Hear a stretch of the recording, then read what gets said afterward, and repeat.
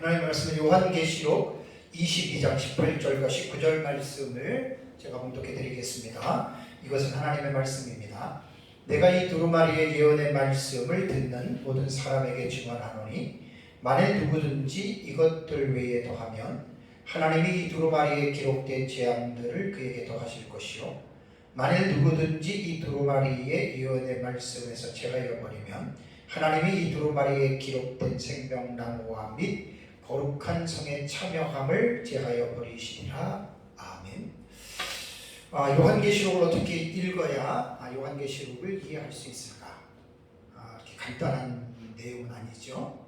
요한계시록이 기록된 구성 방식이 다른 내용과는 사실 많이 다른 그런 내용을 가지고 있기 때문에 요한계시록을 보다 폭넓은 지식, 성경적인 지식, 혹은 또 신학적인 지식, 또 역사적인 어떤 이런 배경들을 알지 못하면 사실 요한계시록이 너무너무 어렵습니다. 그래서 많은 사람들이 요한계시록을 알고 싶어 하지만 읽어도 사실은 너무 어려워서 사실 요한계시록을 이해하지 못하고 있는 것이 사실 현실이죠. 그래서 제가 이제 이번 시간까지 벌써 이제 14시간째가 되잖아요. 그것은 요한계시록을 어떻게 읽어야 우리가 요한계시록을 이해할 수 있을까라고 하는 요한계시록 독법에 대해서 지금 제가 쭉 14시간째 지금 설교를 하고 있습니다. 오전에도 말씀을 드린 대로 그냥 무작정 요한계시록을 들어가서 그냥 읽어버리면 12장 딱 들어가면 하늘에 큰 이적이 있어 보이니 해를 옷 입은 한 여자가 있는데 그 발 아래에는 달이 있고 그 머리는 12별의 관을 가졌더라. 이 여자가 아이를 베어 해산하게 되며 아파서 애를 쓰며 부르짖더라. 이런 내용들이 해를 옷 입은 여자는 뭐고, 또 여자가 아이를 베어 해산하려는 것은 뭐고, 아이를 낳았다는 말은 뭐고, 용이 왜 그 아이가 출생하면 그 아이를 해하려고 했을까? 그리고 이 아이가 하늘로 올라갔다? 이게 이제 뜬금없이. 근데 그럴 수밖에 없는 거예요. 그냥 그 기본적인 지식이나 공부하지 않고 읽으면 이렇게 어려울 수밖에 없다라고 하는 이야기죠. 또 11장 15절 보면 일곱째 천사가 나팔을 불매 하늘에 큰 음성이 나서 이르되 세상 나라가 우리 주와 그의 그리스도의 나라가 되어 그가 세세토록 왕노릇 하리라. 일곱째 천사가 나팔을 불매 말하는 메시지의 이 내용은 무엇인가? 사실 정말 어려워요. 그래서 무작정 그냥 요한계시록을 배우고 누구 말대로 그냥 기도하면 성령님이 가르쳐준다, 이러한 말만 믿고 기본적인 지식이나 그걸 무시하고 공부하지 않고 기도하면서 요한계시록을 읽었던 사람들이 거의 다 위험한 쪽으로 사실 빠졌다고 하는 것이 사실 우리나라의 현실입니다. 그래서 요한계시록을 정말 교회는 목회자들이 잘 연구하고 또 객관적으로 잘 연구해서 특별히 성도들에게 요한계시록을 잘 가르쳐야 됩니다. 그래서 제가 오전 시간까지 이제 단락의 해석법까지 해서 13시간을 이제 여러분들에게 좀 자세하게, 사실 오전에도 제가 이 단락의 구조법에서 5가지 점진적, 반복적, 전진하는 반복법, 교차대꾸법, 본경과 사경의 상호교차, 이거 사실 설명 별로 못했어요. 저걸 조금 더 풍성하게 많은 시간을 들여서 설명을 해야 듣는 사람이 이해가 되는데 시간이 그렇게 되지 않아서 그냥 제가 이거를 그냥 넘어가고 앞으로 쓰는 책에 이제 이 설명하는 내용들이 앞으로 구체적으로 좀 더 잘 다듬어 가지고 제가 이제 이 내용을 이제 넣기로 하겠습니다.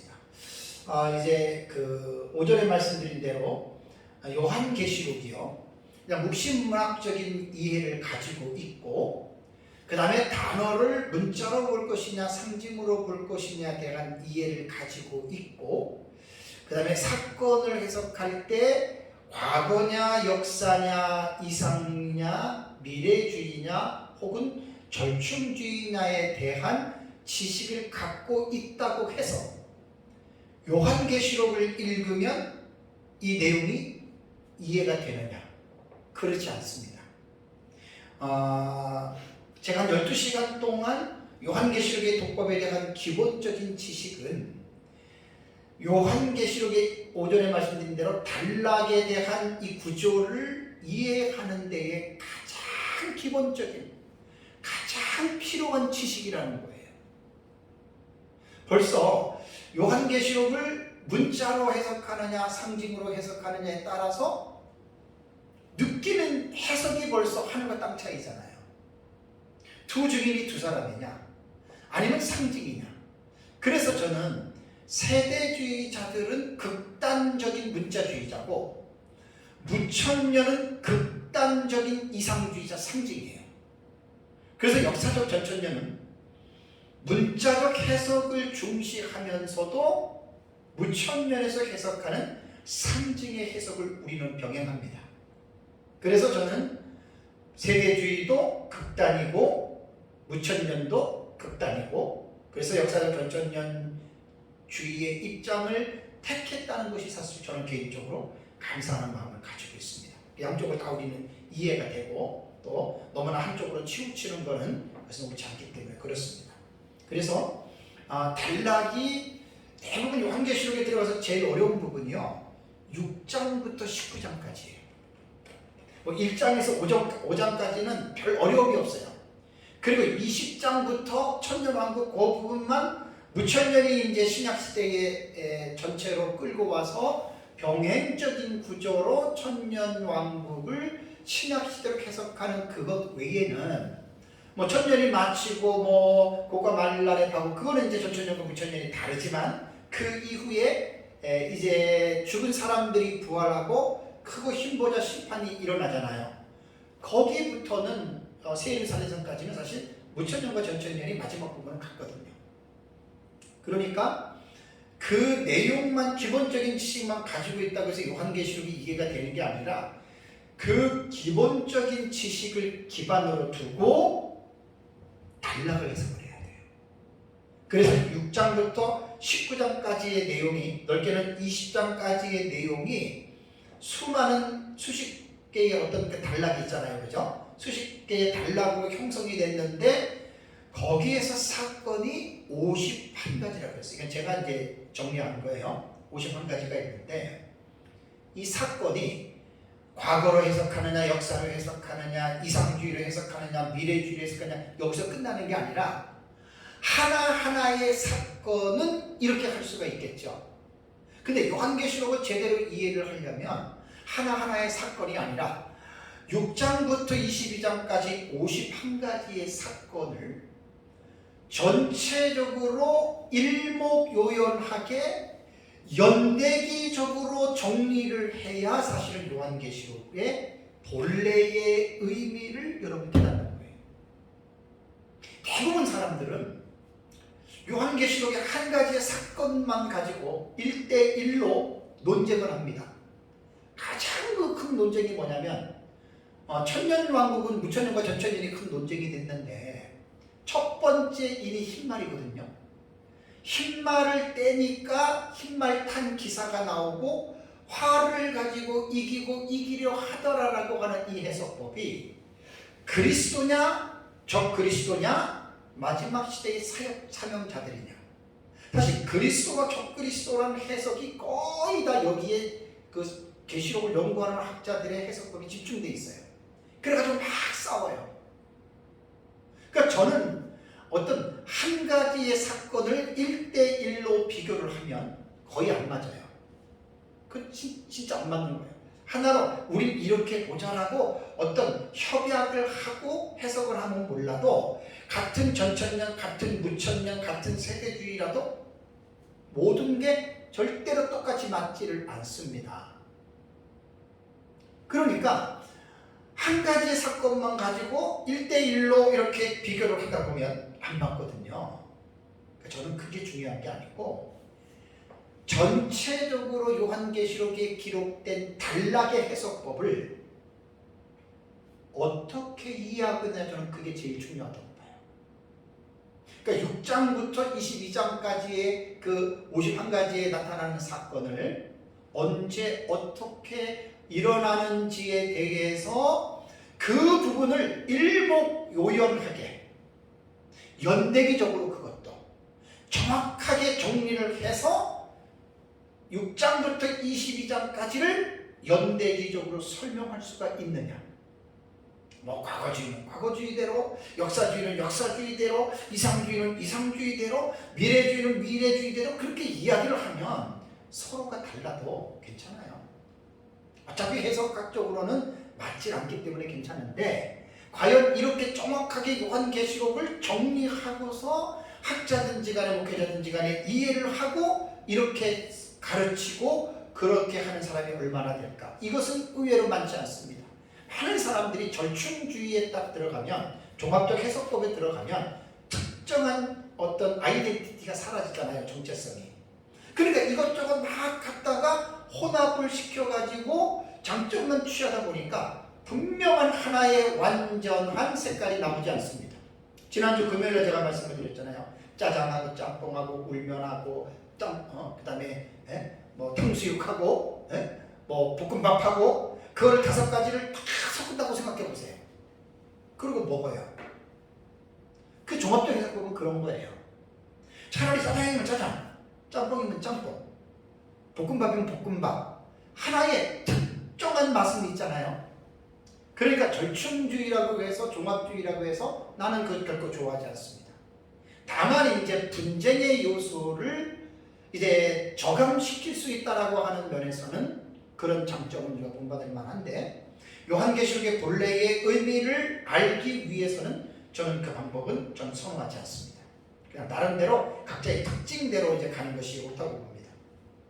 그래서 이제 그 단락들이 이제 6장부터 22장까지의 약 50원가지의 사건들을 2000년 기독교 교회 역사 가운데에 교회가 어떻게 요한계시록의 단락을 읽어왔을까? 그러니까 제가 지금까지 계속 강조하는 거는, 제가 전천년이라고 해서 전천년만 옳다? 전천년과 다른 사람은 틀리다. 저 이런 말 하는 게 아니고, 전천년이든 무천년이든 세대주의든 우리가 알고 있는 그 요한계시록의 내용이 과연 이러한 기본적인 객관적인 지식의 바탕 위에 내가 알고 있는 그걸 지금 강조하는 거예요. 제가 전천년을 본다고 무천년 전천년으로 돌아와라 그런 의미가 아니고, 우리가 이렇게 보고 있는 우리의 시기를 얘기를 하면서 지금은 제가 이제 보고 있는 걸 이렇게 강조할 수 있는 건 아니에요. 왜냐하면 계속해서 저는 객관적으로 지금 설명을 하고 있기 때문에 그렇습니다. 그래서 이제 단락의 해석이 결국은 요한계시록을 이해하는 첩경이 바로 단락의 해석법이에요. 그래서 12시간 동안 제가 여러분들에게 말했던 것이 그걸 반드시 기반으로 베이스를 삼고 그 위에 이제 점진적으로 해석을 하는 사람들이 있어요. 지금 학자들이. 특히 세대주의가 이 점진적 해석법입니다. 7인, 7나팔, 7대접이 6장부터 16장까지의 내용이 3가지 7 시리즈가 펼쳐져 있거든요. 물론 그 사이에 삽입 삽격이 들어가요. 그건 조금 이따 자세히 말씀드릴게요. 그러니까 이제 세대주의는 이렇게 요한계시록은 기록된 대로 첫째인, 다음에 둘째인, 셋째인, 넷째인 이렇게 사건이 벌어진다. 이렇게 보는 거예요. 그러니까 어떠한 해석법이라도 제가 이제 연구를 하면서 보면 학자들이 만들어 놓은 틀이기 때문에 논리적으로 안 맞는 것은 하나도 없습니다. 심지어 이단들까지도 자기들이 말하는 것이 어떠한 체계와 논리는 인정이 돼요. 근데 이제 그것을 자기들이 보는 관점에서는 타당하고 옳다고 보지만 구체적으로 그 내용을 들어가서 우리가 공부를 하잖아요. 그러면 아닌 것들이 엄청 많습니다. 그러니까 이것이 이제 서로 다투게 되면 논쟁과 격돌이 되기 때문에 그런 것들은 피차가 조심하면 되고, 점진적이라는 이런 거고요. 반복적은 아까 말씀드린 대로 아니야. 첫째인, 둘째인, 셋째인, 넷째, 다섯째인, 여섯째인 이렇게 순서적으로 일어나는 게 아니고, 첫째인의 내용이 첫째 나팔이고 첫째인의 내용이 첫째 대접이야. 그러니까 7인이라고 하는 7 시리즈의 첫 번째의 7인 시리즈가 결국 일곱 나팔, 일곱 대접이 같은 내용이야. 다만 계시의 모양을 인으로, 나팔로, 대접으로 계시의 모양을 다르게 한 것밖에. 이게 반복적이라는 거예요. 반복적이죠. 이것도요. 이렇게 말을 들으면 일리가 있죠, 그죠? 일리가 있어요. 제가 전체적으로 일리가 없다고 한 게 아니에요. 반복적이라고 하는 말은 그런 해석법은 이렇게 하는 거예요. 다음에 전진하는 반복법은 야, 모든 게 다 순서대로 되는 것도 아니고 모든 게 다 반복이 아니야. 그거 함께 합하면 돼. 그러니까 전진도 하면서 반복된다. 그래서 전진하는 반복법이라고 이렇게 보는 학자들이 있다는 거예요. 네 번째는 교차대꾸법. 이거는 사실 요한계시록 안에서는 저는 이제 뭐 교차대꾸법으로 연구를 하려면 오랜 시간이 걸리니까 제가 이제 시간이 안 돼서 연구를 못해도 의미는 알거든요. 정말 그 키아진 구조는 구약시대 히브리인들이 문학적 양식이 되게 중요해요. 성경에 아까도 조금만 얘기를 했지만 엄청 많아요. 이 교차대꾸법으로 키아진 구조로 된 게. 이거는 우리가 그 요한계시록을 떠나서도 구약 시편 같은 경우도 많고요. 신약 성경도 많고요. 이거는 그 목회자들이 공부를 많이 해야 됩니다. 키아진 구조 자체를 내가 잘못했다는 게 아니라 너무 옳아요. 실제적으로 이 구조를 모르면 안 돼요. 그래서 A, B, C, D 하면 가운데가 본문이 말하고자 하는 목적이 가운데다 딱 집어넣고 그 다음에 후반부에는 빠져나가는 게 C, B, A 해서 전반부에 말한 그 의미를 후반부에 같이 그것을 병행해서 그림자처럼 다시 설명을 해주는 거거든요. 근데 이게 성경에 한두 군데가 아니에요. 엄청나게 많아요. 근데 이제 제 개인적으로는 요한계시록 전체를 이렇게 보는 학자들이 있거든요. 그러나 내가 비판하고 비난할 수는 없어요. 다만 저는 개인적으로 요한계시록 전체를 키아진 구조로서 보는 것은 제가 뭐 시간이 돼서 연구하면 연구를 하겠지만 저는 개인적으로 우리는 미래적인 해석법에다가 저는 이제 역사적 전천년으로 우리는 본경과 삭경의 구조를 보니까 구조 자체가 전혀 달라요. 그래서 제가 동의 안 한다는 것 뿐이고 그 다음에 이제 우리는 본경과 삭경의 상호 교차적인 구조로 보는데 이거는 제가 민 목사님한테 배웠다고 말하는 게 아니라 이미 수많은 학자들 민 목사님 이전에 무천년, 전천년, 세대주의, 후천년 할 것 없이 세계적인 유명한 주경신학자들이 보는 관점이에요. 어떤 사람은 저한테 그러더라고요. 아, 스승한테 배웠으니까 맨날 스승 얘기만 한다 그러는데 그거 아니에요. 제 책을 보면은 나와요. 우리 민 목사님 걸 가지고 제가 종합 정리를 했지만 제 책에는 민 목사님 거 중요한 것만 했지 거의 다가 대부분 다른 내용들로 객관적으로 제가 실어놨어요. 특정한 부분은 제가 당연히 민 목사님에 대한 인용한 책이라던가 그걸 분명하게 제가 간주를 주석을 달아서 제가 이제 그렇게 얘기를 했지 실제적으로 본경과 삭경의 상호 교차적인 구도로 보는 게 거의 모든 학자들이 보는 객관적인 방식이에요. 그래서 이 방식을 제 스승인 민병성 목사님도 그 방식을 따랐고 그러니까 틀은 저런 틀이라는 이야기예요. 근데 실제적으로 이제 해석법으로 딱 들어가잖아요. 거의 달라요. 그러니까 형식은 우리는 이 형식을 갖는다라고 하는 말입니다. 그래서 제가 이번 시간에는 본경과 삭경의 상호 구조로 이제 요한계시록 단락을 6장부터 22장까지를 보는데 이것만 해도 제가 몇 달 강의하고 설교를 하거든요. 그리고 전체적으로 이미 작년에 이미 우리 교회에서 설교 다 마쳐놨고 작년하고 올해 이제 다시 한번 정리 차원에서 간략하게 한번 좀 말씀을 제가 이제 드리겠습니다. 자, 그러니까 내가 요한계시록을 이렇게 본다, 난 이렇게 믿는다라고 할 때는 누가 그래서 나는 이렇게 본다라고 말하기보다는 정확하게 자기가 보고 있는 요한계시록을 성경적으로 신학적으로 대변을 해야 돼요. 그러니까 그러한 기본적인 어떤 대변하는 지식이 부족하면 그 사람 잘못 배운 거예요. 이렇게 족보 없이 배운 사람들 거의 대다수입니다. 그렇게 보시면 제 말 틀린 말 아닙니다. 그러니까 저는 거기에 대해서 내 자신을 변호하는 거예요. 자, 저는 요한계시록을 볼 때 우리 역사적 전천년 초대교부들이 가졌던 종말론의 그 신앙의 그 방향을 우리는 선택을 했어요. 역사적 전천년. 그리고 본문을 해석할 때는, 단어를 해석할 때에는 우리는 문자적 해석을 중시해요. 그러면서 우리는 상징 해석을 병행해요. 이것은 칼빈주의 성경관에서 칼빈이 강조한 성경을 문자적인 해석을 중요하게 하라는 우리는 그 원리에 우리는 부합하는 사람들입니다. 그래서 사건을 해석할 때에는 저희는 철저한 미래적인 주의로 예수님 재림 직전에 나타나는 사건으로 우리는 해석을 하고요. 그 다음에 이제 단락법은 이것으로 하는데, 그러면 이렇게 보는 신학적인 기초가 있어야 돼요. 갑자기 요한계시록을 딱 가지고 이렇게 말하면 안 되거든요. 그래서 이제 저희가 보는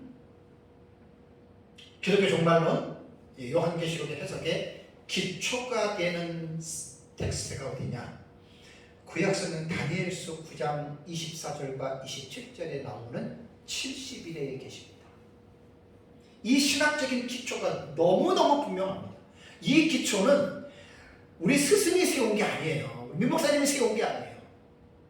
제가 늘 강조하는 것은 성경 해석을 내가 누구한테 배워서 그 사람에게만 집중하면 그 위험해요.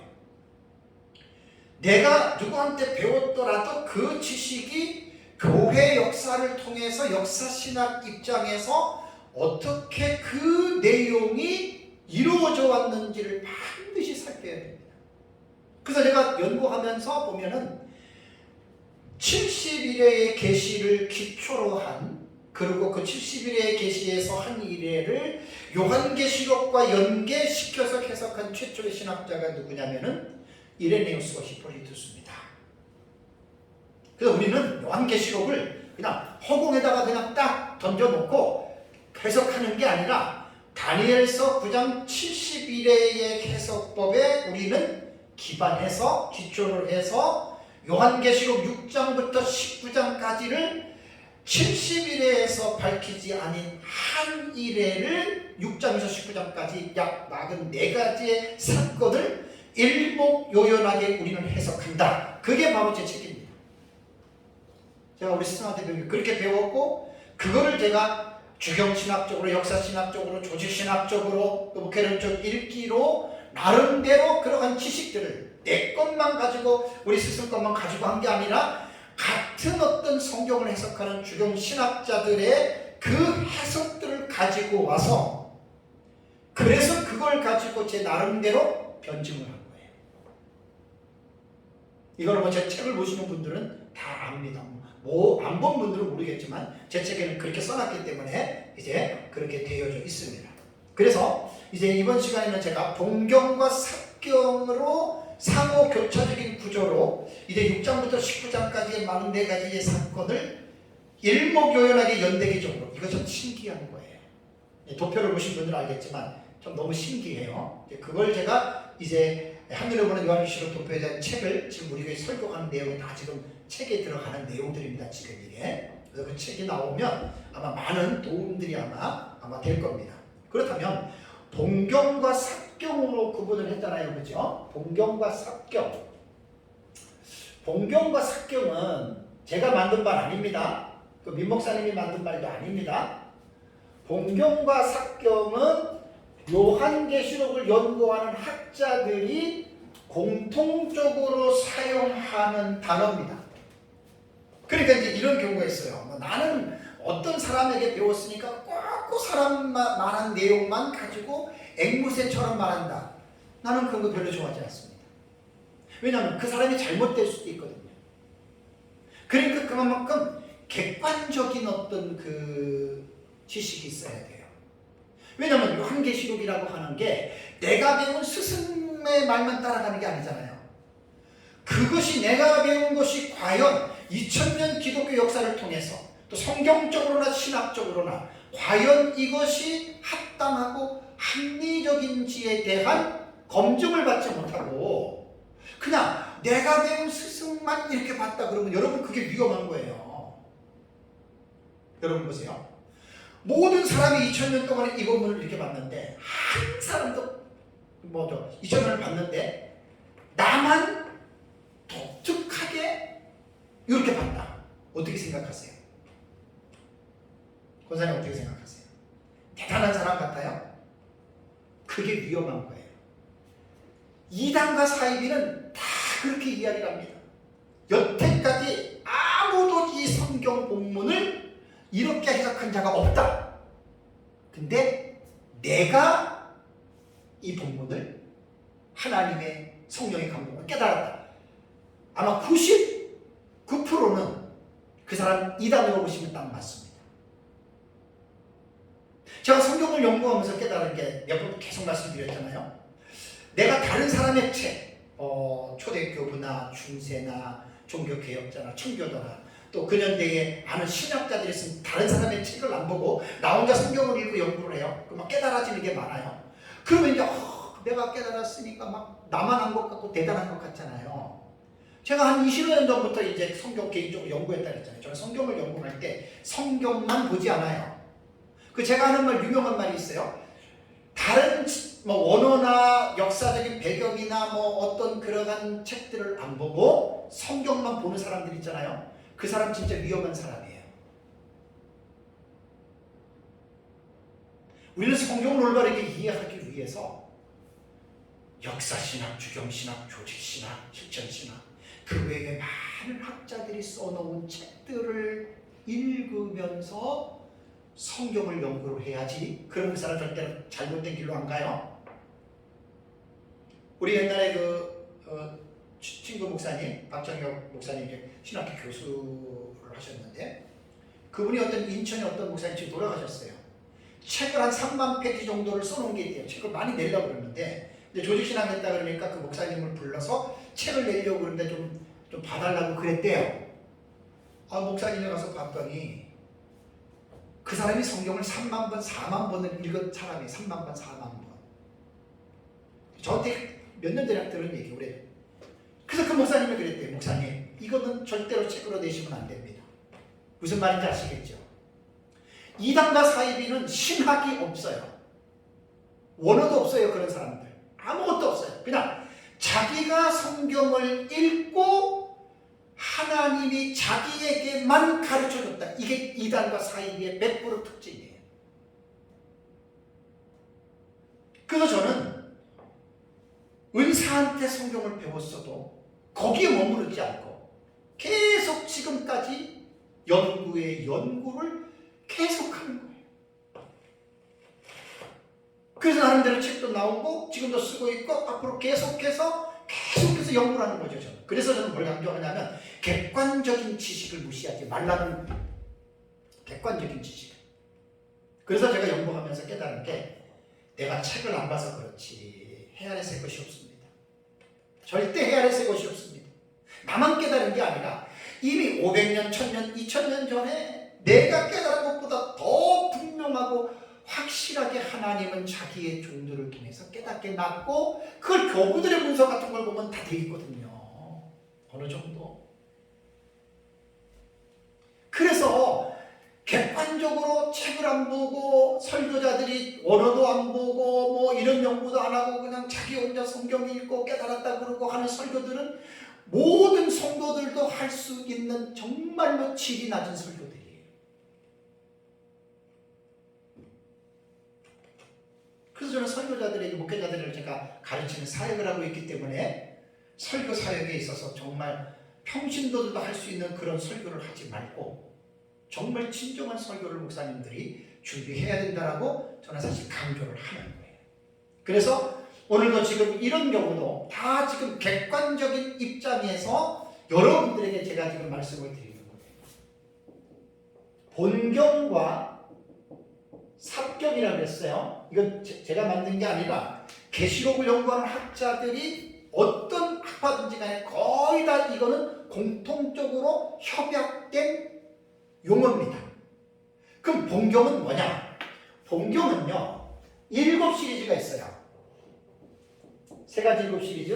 7이 7 나팔 7 대접이 있어요. 그럼 누가 정했느냐? 학자들이 그렇게 정했어요. 이건 그냥 공통적인 용어예요. 일곱이는 계시록 6장 전체에 6개 나오죠. 그죠? 그 다음에 8장 1절하고 1절과 2절에 일곱이를 떼고 잠시 고요하면 다른 내용이 나오다가 그 다음에 이제 일곱 나팔이 나오잖아요. 그죠? 일곱 번째 나팔은 어디 나와요? 8장 6절부터 나오죠. 그죠? 그 6절부터 일곱 나팔은 8장에 4나팔 나오고, 그죠? 그 다음에 9장에 6째 나팔까지 나오죠. 그죠? 9장. 그죠? 그 다음에 일곱째 나팔은 언제 나오냐면은 11장 15절에 나오고, 일곱 번째 나팔은 인터벌이 2번 있다고 그랬죠. 그죠? 이거 참 자세하게 공부를 해야 돼요. 되게 재밌어요. 그러고 나서 이제 15장 1절에 또 2번째 인터벌 나오고, 15장 5절에서 8절까지가 일곱째 일이 나오죠. 그죠? 그 다음에 대접은 어디 나와요? 계시록 16장 전체가 일곱 대접입니다. 그 다음에 요 대접이 끝나고 나서 20장에 가면은 천년왕국 나오죠. 그죠? 천년왕국 이후에 신천신지까지를 봉경이라고 학자들이 이야기를 해요. 여기 부천년, 전천년, 세대주의, 후천년 다 들어가요. 이거를 부정하면 그 사람은 객관적인 사람이 아니고 학자도 아니에요. 이걸 그렇게 봉경으로 보는 거예요. 그럼 삽경은 뭐냐? 삽경은 요 사이에 들어가는 계시들이 있죠. 그죠? 우리는 너무 많이 공부해서 다 아는 거예요. 처음 듣는 사람은 이게 무슨 말인지 몰라요. 삽경이라고 하는 것은 봉경 사이에 계시들이 어떻게 돼요? 삽입이 되죠. 그래서 일곱인이 6장에서 끝나고 8장 들어갈 때 이 첫 번째 삽경이 어디 나와요? 7장 나오잖아요. 7장에 14만 4천의 인침과 흰옷 입은 큰 무리, 이것이 6번째 인과 7번째 인 사이에 삽입된 내용이 7장이라는 거예요. 그 다음에 또 삽입 계시가 어디 나와요? 8장 1절과 2절 다음에 3절에서 8장 한번 보세요. 제가 절수를 그렇죠. 8장 1절이니까 3절에서 5절까지가 그죠? 8장 3절에서 5절까지가 뭐예요? 7번째 인이 들어가기 전에 나오는 삽입 계시잖아요. 그죠? 삽경을 이렇게 보는 거예요. 그 다음에 나팔이 첫째 나팔과 둘째 나팔이 8장에 나오고, 넷째 나팔이 8장에 나오고, 그 다음에 8장 13절에 뭐가 나오죠? 8장 13절에 독수리의 세화 선포가 나오죠. 그죠? 독수리. 이것도 나팔의 계시가 아니라 나팔 계시가 나오기 전에 선포되어지는 삽입 계시죠. 그죠? 요걸 또 삽입 계시로 보는 거예요. 독수리. 그 다음에 이제 9장에 들어와서 5번째 나팔과 6번째 나팔이 나오니까 이거는 봉경에 해당되는 거고, 그죠? 그 다음에 10장을 들어가면 뭐가 나와요? 10장.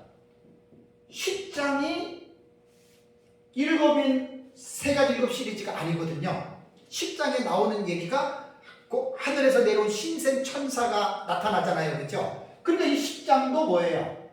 삽경이 되고, 11장도 어떻게 되죠? 두 주일에 관한 이야기가 11장 14절까지 나오잖아요. 그죠?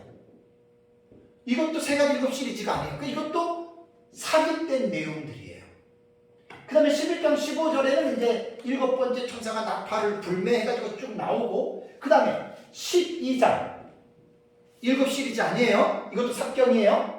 13장도 일곱 시리즈 중간에 들어오는 삽경이에요. 14장도 세 가지 일곱 시리즈가 아닌 다른 내용이 삽입된 거죠. 그 다음에 15장 1절, 이거는 7번째 나팔에 관한 메시지니까 이거는 뭐죠? 봉경에 해당이 되는 거예요. 그 다음에 15장 2절에서 4절, 불이 섞인 유리바닥 나오죠? 15장 2절에서 4절이 불이 섞인 유리바닥가니까 이것은 세 가지 일곱 시리즈가 아니니까 이것도 삽경이에요. 그 다음에 15장 5절에서 8절은 뭐죠? 이것은 7번째 나팔에 관한 계시이기 때문에 저것이 본경으로 들어가는 거예요.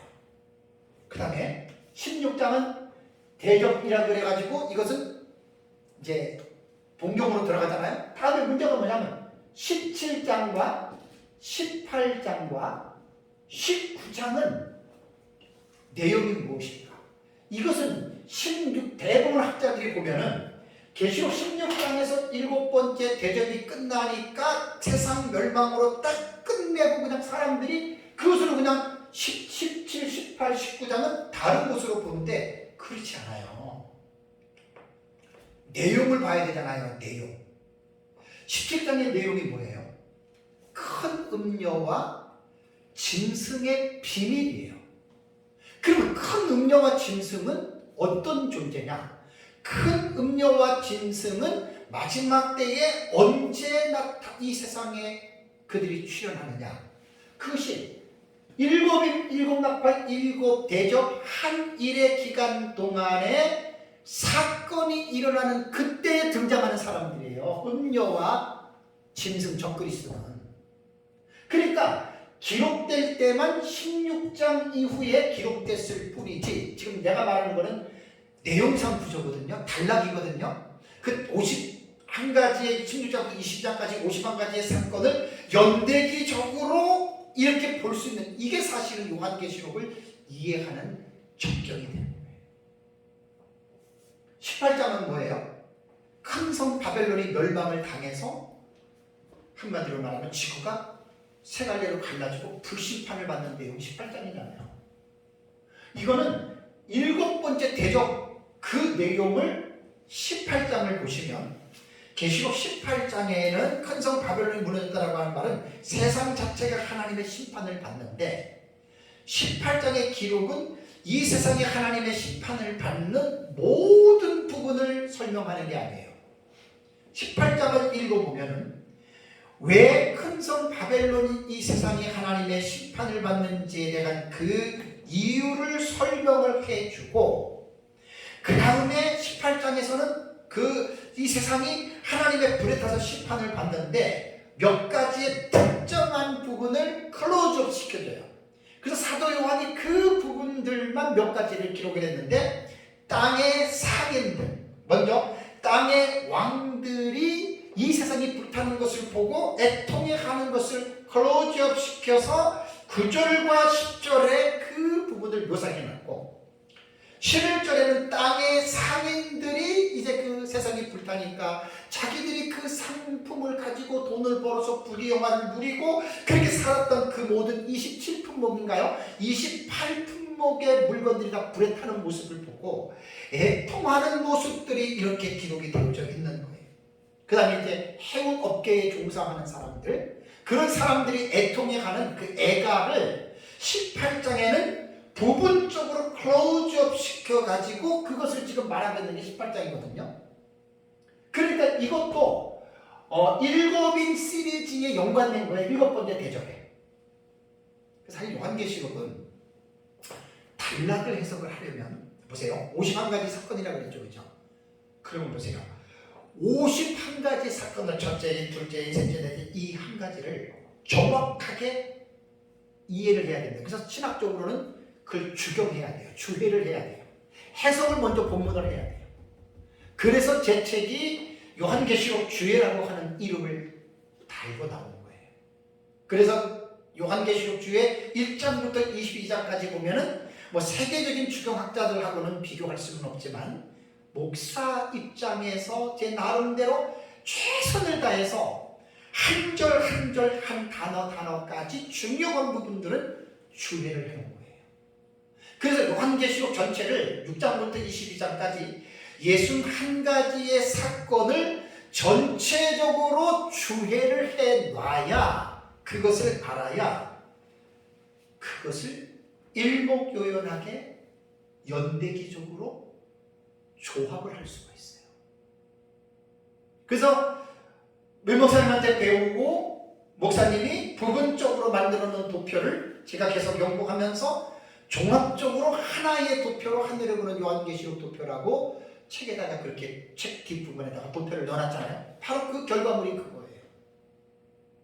그러니까 계시록에 나타난 사건들을 하나하나 제대로 알지도 못하고 전체를 조합할 수 있다? 그 코미디예요.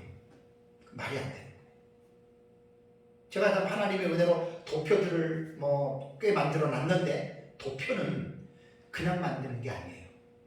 전체를 알고 전체가 이해가 되면 그때 도표를 만드는 거예요. 제가 분열왕국 도표, 바사제국 도표, 헬라제국 중간사 도표, 이런 도표를 만들 때 요한계시록 71에 이런 거는요 그냥 만든 게 아니에요. 전체를 나름대로 이해했기 때문에 그것을 한눈에 볼 수 있도록 도표로 요약을 해놓은 거거든요. 그래서 지금 제 책 뒤에 나오는 이 요한계시록의 한눈에 보는 도표가 그것을 종합적으로 정리해가지고 여러분 집어넣은 겁니다. 그럼 19장은 뭐예요? 19장은 어린 양의 혼인 잔치에 대해서 말하는 것이 아니라 예고예요. 예고. 어린 양의 혼인 잔치가 있을 것이다. 그 다음에 예수님이 재림해서 아마겟돈을 심판하세요. 그게 19장에 나온 내용이에요. 그러면 예수님이 재림한 것이 세 가지 일곱 시리즈에는 어디에 속하냐면 여섯 번째 대접에 예수님이 재림합니다. 그러니까 17장과 18장과 19장은 계시록 16장의 일곱 번째 대접 이후에 기록이 되었을 뿐이지 내용으로 볼 때는 일곱 대접 이후에 일어나는 사건이 아니라는 거예요. 이렇게 하나하나 제대로 배우면 너무너무 재미있고 너무너무 확실히 가능합니다. 이러한 기본적인 어떤 성경 해석법을 모르고 그냥 누가 뭐라고 하니까 그냥 그게 막 감동이 돼가지고 마치 계시록이 그런 내용인 것처럼, 그거는 피차가 서로가 자제해야 돼요. 정확한 신학적인 성경적인 역사적인 근거 없이 이것저것 짬뽕해가지고 조합해서 계시록을 이해하게 되면 그거야말로 진짜 이것도 아니고 정말 저것도 아닙니다.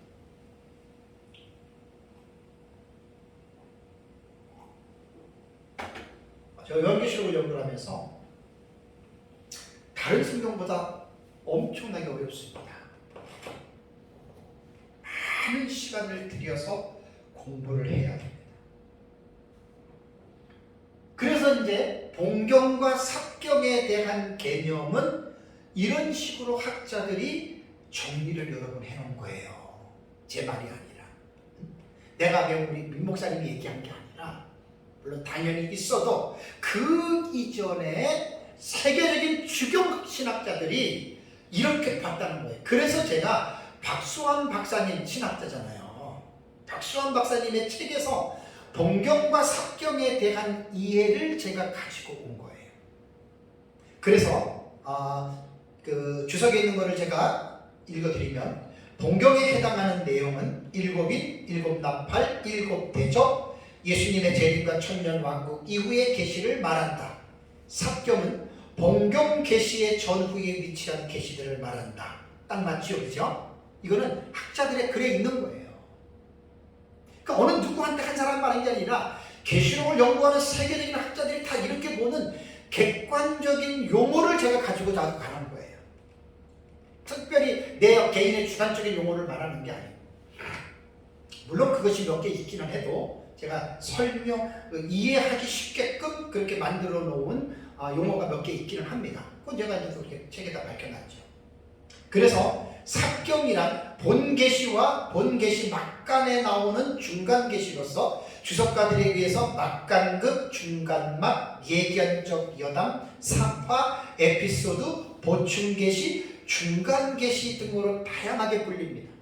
전 삽경이라고 그러잖아요. 전 막간계시라고 그랬다고 그랬어요. 그러니까 학자들마다 다 보는 게 달라요.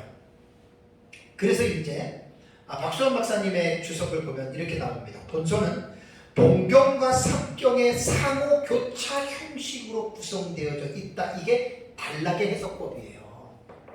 단락의 해석법. 51가지의 사건을 어떻게 그 사건을 연결해서 보느냐, 이렇게 생각하면 됩니다. 퍼즐이 있어요. 피스가 51가지 피스가 있어요. 근데 그 피스는 제자리에 딱딱딱딱딱 맞추면 하나의 완성된 그림이 나오죠. 그죠? 요한계시록은 이런 거예요. 제가 볼 때는. 안타깝게도 오전에도 말씀을 드렸지만 학자들이라도 51가지의 조각이 있는데 한 조각 한 조각 한 조각은 기가 막히게 설명들을 해놨어요. 근데 자기가 설명한 내용을 하나의 그림으로 이렇게 보려고 하면 전혀 그림이 안 나와요. 전혀 그림이 안 나와요. 왜 그렇죠? 종합적인 고려 없이 요한계시록을 막 해석한 거예요. 그래서 어떤 학자들의 글을 보면 뭐 영어를 잘하기 때문에 뭐 몇백 권의 거기 참고서적을 가지고 왔어요. 근데 제가 이렇게 읽어보면 이분이 뭘 자기가 이거라고 하는 뚜렷한 어떤 특징을 가지고 이거다라고 쓴 책은 아니에요. 누구라고는 말은 안 해도 뭐 무천년교회가 듣고 전천년도 그럴 수 있어요. 그러니까 나는 그게 안타깝다는 거예요. 그 영어를 잘하니까 막 이것저것 갖다가 막 수백 개 막 이런 거를 막 간주를 가지고 와서 했는데 문제는 뭐냐면 자기가 그걸 이해하고 소화하고 갖고 왔냐는 거예요. 저는 이제 요한계시록을 전문적으로 연구를 하기 때문에 뭐 자랑이 아니라 이렇게 딱 보면은 나와 달라도 대충 저는 이 감이 옵니다. 이거는 어떻게 왜 이렇게 보는지도 이해가 되고 나름대로.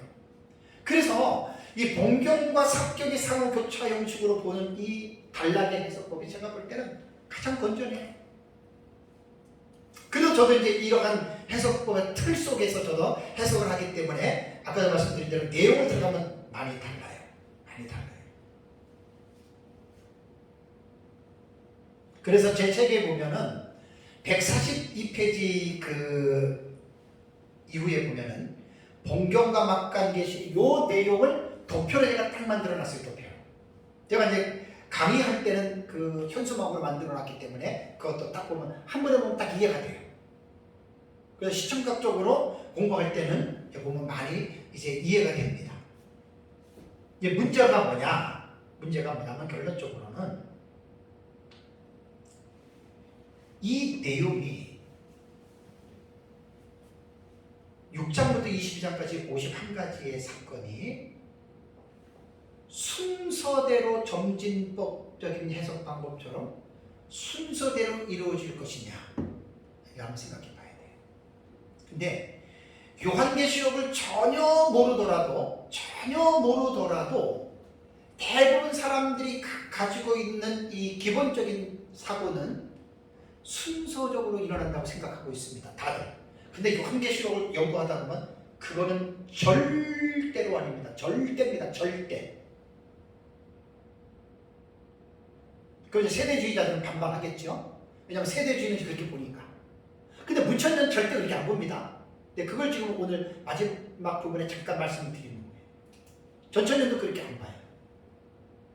물론 순차적으로 이루어지는 것이 제가 보는 것도 있기는 해요. 그러나 전체가 그렇게 되는 게 아니에요. 그러니까 여기 이 부분에서 먼저 생각을 해야 됩니다. 그래서 저는 이 요한계시록을 왜 우리가 성경을 연구해야 되냐면 예를 들어 볼게요. 아까도 말씀드린 대로 다니엘서를 연구를 하는데 1장부터 12장까지 연구를 해요. 우리의 생각은 2장 다음에 3장이고 5장 다음에 6장이고 7장 다음에 8장으로 우리는 순차적인 사고를 가지고 우리는 1, 2, 4, 5, 6, 7, 8 이렇게 보잖아요. 그런데 과연 다니엘서에 기록된 내용이 그렇게 순서대로 사건이 이루어질까요? no. 전혀 아니에요. 예레미야서를 보세요. 예레미야서가 52장까지 있죠. 그럼 예레미야서가 1장부터 52장까지가 그 기록된 내용이 연대기적으로 기록된 줄 아십니까? 아닙니다. 창세기는 달라요. 1장부터 50장까지 연대기적으로 기록이 됐어요. 창세기는. 아브라함, 이삭, 야곱 12아들 요셉 해가지고 애굽에 내려갔다가 그런 경우는 기록된 대로 사건이 이루어져요. 또 물어볼게요. 시편이 1편부터 150편이 사건이 순서적으로 기록됐나요? 절대 아니죠. 마찬가지로 요한계시록도 6장부터 22장까지 내용을 보면 특히 19장까지의 내용을 보면요 절대로 사건은 순서대로 이루어지지 않아요. 그거를 먼저 요한계시록을 공부할 때는 우리의 고정관념을 빼버려야 돼요. 그래서 저는 제 책에 이렇게 썼습니다. 요한계시록이 사건에 대한 정리의 필요성을 제가 언급을 했는데, 이 말은 오해해서는 안 되는 말은 요한계시록이 잘못 기록이 돼서 정리해야 된다는 그런 개념이 아니라, 사건을 시간적인 관계를 설정하고 그 사건들을 일어난 순서대로 배열하는 정리가 필요하다는 거예요. 그걸 제가 강조하는 거예요 지금. 근데 저도 연구를 하기 전까지는 몰랐는데, 많은 사람들이 이런 데에 지식적인 기본적인 공부 안 하고 이렇게 말하니까 이해를 못하는 거예요. 이해를. 그래서 제가 내용상으로 보는 구절한 제 책에서는 요한계시록 안에 기록되어 있는 내용을 연대기적인 방식으로 정리하는 것이다 라고 저는 이렇게 정의를 내렸습니다.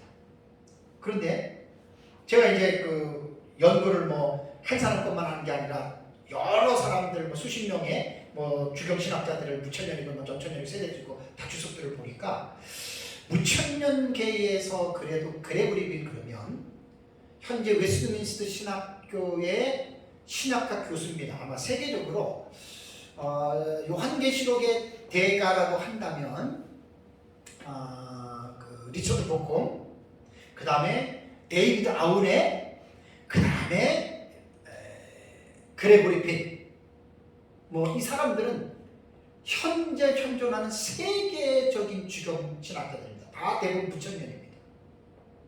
이 사람들의 주석이 가장 풍성해요. 저에게 다 있어요. 그러니까 제가 보니까 알죠. 근데 그레고리 빈의 주석을 보다 보니까 뭐라고 이야기를 했냐면, 잘 들어보세요.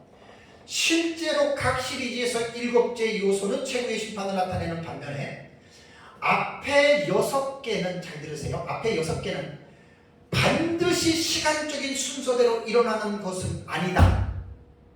누가 말했다고요? 그레고리 빌이요. 무천년 신학의 대가예요. 지금 한 70살 정도 되셨는데, 제가 사진을 얼마 전에 봤다고 그랬잖아요. 상당히 어떤 영적인 강력한 아주 얼굴의 포스가 딱 풍기더라고요. 정말 아주 나라는 정말로는 입장이 달라도, 이분도 사실은 전충주의를 따르기 때문에 우리의 미래주의도 그 입장을 어느 정도 인정하는 게 있습니다. 저는 대화해본 적이나 그런 건 없지만 이분의 책에 분명히 전충주의라고 자기도 이야기를 하고 표현을 하거든요. 그러니까 여기서 보면 이분이 앞에 6개라고 하는 말은 7인 7나팔 7대접들인 이 사건들은 반드시 시간적인 순서로 일어나는 것은 아니다. 그러면서 뭐라고 얘기를 했냐면, 숫자를 매긴 주요 의도는 요한이 본 환상의 순서를 나타내는 것이지 단지 역사적 사건들의 순서를 나타내려는 데 있지 않다. 아주 못을 박아놨잖아요. 못을. 그러면서 이 사실을 명심하는 것이 요한계시록의 핵심 원리이다라고 그레고리 빌은 그의 주석에 238에서 239페이지에 이 내용을 담아놓은 거예요. 저는 처음에 우리 스승으로부터 요한계시록을 배우고 그냥 결론만 배웠기 때문에 상당히 좀 이해가 안 가는 부분들이 꽤 있었어요. 왜 이렇게 사건이 왔다 갔다 하고 막 이렇게 되지? 계속 연구하다 보니까 나름대로 이제 이해가 되고 도표도 만들고, 우리만 그렇게 보는 것 같아서 처음에는 조금 움찔했는데 무천년이나 학자들이 보니까 관점이 같은 거예요. 그러니까 세대주의는 첫째, 둘째, 셋째, 넷째, 다섯, 여섯째를 똑같이 시간적으로 일어나는 것을 보는데, 무천년 학자인 그레고리 빌은 그게 아니라는 거예요. 반드시 시간적으로 일어나는 게 아니라는 거예요. 왜냐하면 저도 그렇거든요. 똑같은 역사적 전천년주의, 미래주의 해석을 취하는 우리 역사적 전천년 세대주의라 하더라도 제가 들어가면 많이 다르다 그랬죠. 온전한 미래주의와 극단적인 미래주의는, 역사적 전천년과 세대주의는 같기도 하고 비슷한 것도 있지만 다른 것도 많아요. 그걸 아셔야 돼요.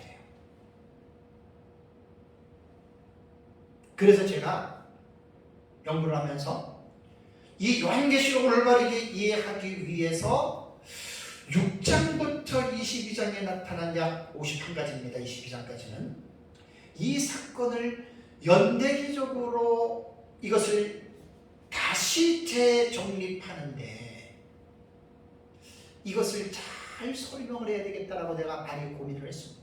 왜냐하면 나는 그렇게 봤는데 이걸 이 사람들에게 설명을 해야 되잖아요. 설명이라고 하는 것은 체계가 있어야 되고 논리가 형성이 돼야 돼요. 그냥 무조건 믿어, 무조건 이거야. 그거는 진정한 설명이 아닙니다. 그건 설명이 아닙니다. 그건 잘못된 겁니다. 충분하게 합리적으로 설득을 시키고 충분하게 그 사람들이 이해할 수 있는 지식을 주어야 돼요. 그래서 제가 처음에 이제 도표를 만들고 나서 9년 전이죠. 우리 에스라 목사님들한테 제가 도표를 만들었으니까 제가 설명을 해야 되잖아요. 우리 의자 목사님은 그 부분에 대해서 말을 안 했어요. 사건이 막 도치되고 왔다 되고 이거고 이렇게만 했지 왜 이렇게 되는지에 대한 그 부분들은 설명을 안 했어요.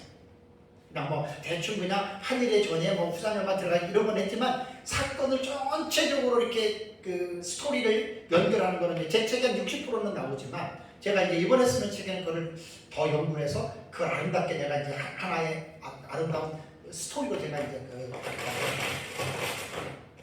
정리를 이제 하려고 하거든요. 근데 이제 그런 부분들은 제가 이제 할 일이고, 그래서 제가 첫 번째 생각한 게 이제 이겁니다. 자, 대부분 사람들이 1, 2, 3, 4, 5, 6, 7, 8로 알고 있는데 1번이 5번으로 가고, 자 보세요. 한번 설명을 좀 해야 돼요. 1, 2, 3, 4, 5, 6, 7이 있는데 이 1의 내용과 2의 내용과 각 번호의 내용을 잘 읽어보면 예를 들면 이거죠. 자, 아주 쉽게 할게요. 박정희 다음에 누구죠? 전두환 그죠? 우리나라 역대 대통령. 그 다음에 노태우. 그 다음에 또 누가 있죠? 김영삼. 그죠? 김영삼. 아이고. 그 다음에 또 누가 있죠? 김대중. 그렇죠. 그 다음에 노무현. 현직 대통령들이에요. 그 다음에 이명박 전 대통령 있었죠? 예, 이명박. 그 다음에 박근혜. 예. 그 다음에 문재인, 윤석열. 자, 하나, 둘, 셋, 넷, 다섯, 여섯, 일곱, 여덟, 아홉, 10명이에요.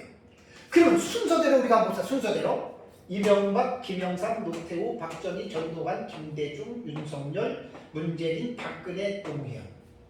자, 순서는 이렇게 썼어요. 순서는.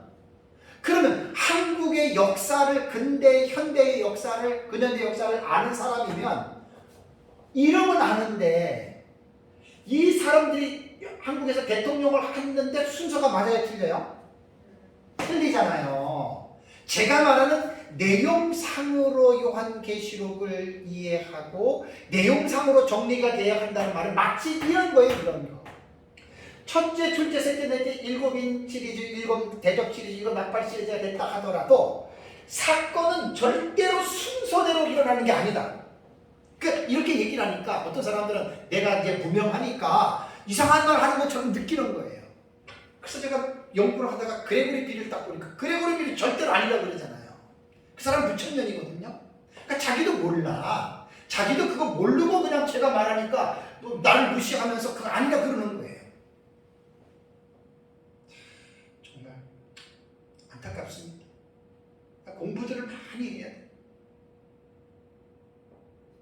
그래서 요한계시록은요 6장부터 19장까지 41가지인데 44가지인데 그 내용을 하나하나 저렇게 딱 꿰뚫어 이해하게 되면 몇 년도에 누가 대통령이고 이게 정리가 된다니까요. 이게 사실은 요한계시록을 이해하는 척경이에요. 결코 쉽지 않아요. 결코 쉽지 않아요. 근데 저는 너무나 분명하고 확실하게 우리 은사이신 민병성 목사님한테 배웠고 배운 사실을 계속 종합적으로 정리하다 보니까 너무나 기가 막힌 거예요. 그래서 도표 정리하고 책을 쓴 거예요.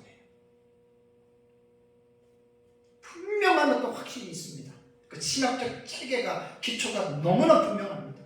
그래서 저는 무천년이라고 하더라도 그리고 당신이 무천년주의자면 무천년주의에서 말하는 대로 제가 말하는 것처럼 그러한 신학적인 입장과 기초와 체계를 분명하게 세워서 당신이 무천년을 알고 그걸 가르치라는 거예요. 제 얘기는 그냥 카더라 남이 말한 것 가지고 자기도 잘 모르면서 그렇게 하지 말고 제가 주장하는 건 지금 사실 그겁니다.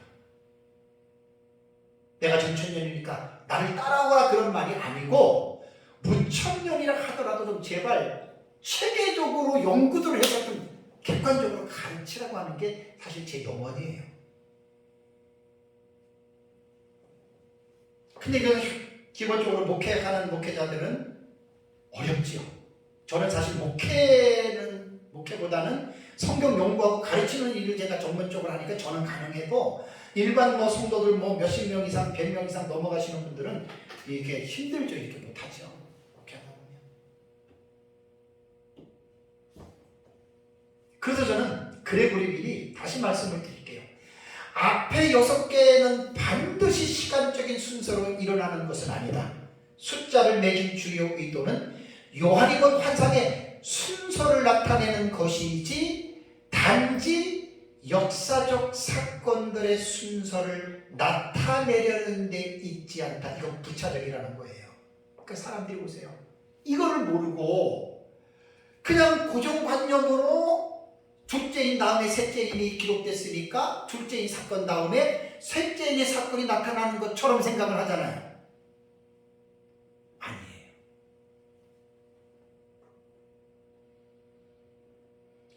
예레미야도 52장까지인데 예레미야서 우리가 왜 성경을 공부할 때 무작정 읽으면 안 된다는 말은 예레미야서가 어떤 책이냐? 누가 기록을 했느냐? 그럼 이 사람이 살던 때는 언제인가? 왜 기록했는가? 그래서 육하 원칙, 누가 언제 어디서 무엇을 어떻게 왜 그게 기본적인 거예요. 우리가 글을 읽을 때에는 반드시 육하 원칙 구조 아래서 글을 읽어야 되거든요. 그래야지 우리가 이해해요. 아까도 말씀드린 대로 성경만 읽는 사람이 성경을 모른다라고 하는 말, 위험하다고 하는 말이 바로 그런 거예요. 아무런 역사적인 기본적인 지식의 배경 없이 예레미야서를 읽어보세요. 뭔 뜻인 줄 알고 있겠어요. 구약성경 예레미야는 52장까지 기록되어 있는데 선지자 예레미야가 썼는데 예레미야서 1장에 보면 요시야 왕부터 여호아스, 여호야긴, 시드기야 왕 5명의 왕들이 통치하는 유다 말기에 5명의 왕 밑에서 선지자 사역을 하던 예레미야가 기록한 것이거든요. 이런 것들이 성경을 우리가 공부하기 이전에 알아야 할 개론적인 지식들이에요. 요한계시록도 제가 14시간째 하는 거는 요한계시록을 어떻게 하면 우리가 올바르게 알 수 있을까? 개론적인 지식을 제가 14시간째 하고 있는 거예요. 절대로 이거 무시하면 안 돼요. 그러니까 요한계시록이 어려워서 접근을 하기가 힘들다라고 하는 말이죠. 그래서 예레미야서는 1장부터 읽어보면 44장으로 연대기는 사실 끝납니다.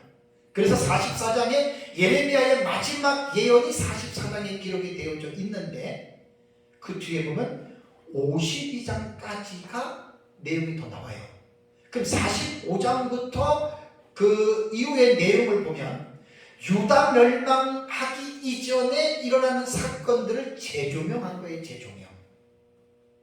그래서 기록을 한 거예요. 그래서 오전에 제가 연대기적인 성경을 보면 연대기적인 성경은 당연히 44장 전으로 이 내용이 들어갑니다. 이 내용이 들어갑니다.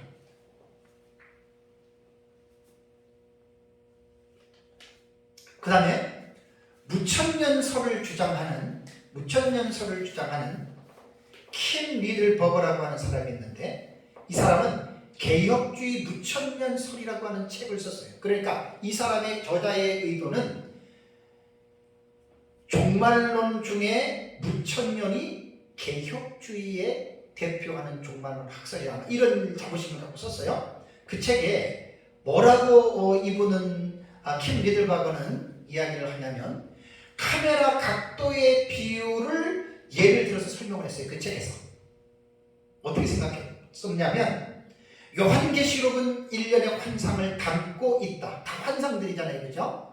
그런데 각각의 환상은 동일한 사건을 각기 다른 다양한 카메라에서 촬영하는 것과 같은 기능을 한다. 여기 약간 좀 이 사람의 말에 어폐가 있는데 어쨌든 그대로 읽어드릴게요. 자, 요한계시록에 기록된 다양한 환상들 간에 이게 중요한 거예요.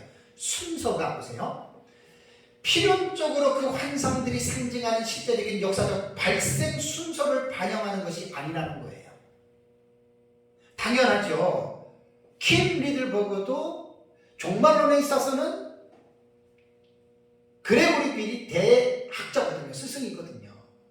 그 사람 거를 봤을 거 아니에요. 무천년주의자입니까? 그러니까 이렇게 말했어요. 간단히 말해 환상들은 주제에 따라 정렬되어 있지 시간적으로 정렬되어 있는 것은 아니다. 이해되시죠? 그레고리 빌하고 똑같잖아요. 그러니까 주제별로 첫째, 둘째, 셋째, 넷째, 다섯, 여섯째 이렇게 돼 있다는 거예요. 그런데 이것이 시간적으로 첫째, 둘째, 셋째, 넷째 이렇게 된다는 것이 아니다라고 킴 리들버그는 그렇게 이야기를 합니다. 무천년주의자. 그러니까 어떻게 보면 단락을 해석하는 방법은 우리와 무천년 저가 하는 것과 무천년이 전혀 달라요. 무천년은 신약성경 전체로 끌고 가기 때문에 우리는 한일의 출현으로 보지만 그 단락을 보는 관점은 비유라고 그러죠. 비유. 관점은 같아요. 내용은 달라도 형식은 같단 말이에요. 왜? 순서대로 우리는 안 보거든요. 세대주의자만 유독히 그렇게 이제 기록된 대로 순서대로 나타난다라고 이제 이렇게 말을 합니다. 그래서 제가 시간이 벌써 1시간 넘어갔네요. 참. 1시간 넘어갔어요. 여기서 일단은 마칠게요. 그래서 이제 이 내용을 아주 구체적으로 세부적으로 기술한 것이 바로 저희 책입니다. 하나님의 은혜로 아주 이 부분들을 상세하게 계시록 들어가기 전에 70일에를 우리 역사적 전천년에 정말로 신학적 기초가 70일에 계시기 때문에 100여 페이지 정도 제가 70일에를 깊이 있게 하나님을 연구해서 전반부에 실어놨고 그 다음에 이제 요한계시록 주의를 들어가면 이제 1장부터 22장까지를 철저한 역사적 전천년주의 입장에서 우리는 문자적인 해석을 중시하면서 상징 해석도 병행하고 사건에 대한 부분은 우리는 미래적인 철저한 미래주의로 해석한다. 그리고 요한계시록 전체를 본경과 삽경의 상호 교차적인 방법으로 우리는 해석한다라고 아주 명확하게 정말 그 명확하게 그 원리와 내용과 체계를 하나님의 은혜로 제 책에 조수를 했습니다. 그래서 이제 그 책을 보시는 분들은 지금 제가 하는 것들은 제 책을 이해하기 위한 기본적인 어떤 지식, 기본적인 공부예요. 그래서 이렇게 했기 때문에 어쨌든 우리는 하나님의 은혜로 또 요한계시록에 대한 이 부분을 우리는 또 깨닫게 됐고 또 공부하게 됐고 중요한 것은 배운 것으로 끝나는 것이 아니라 이제 이렇게 믿고 이렇게 소망하고 사랑으로 이 말씀을 지킬 때 순종할 때 아마 그런 사람이 요한계시록에서는 복이 있다라고 이제 말씀을 했습니다. 우리 모두가 다 그러한 사람들이 되기를 주님의 이름으로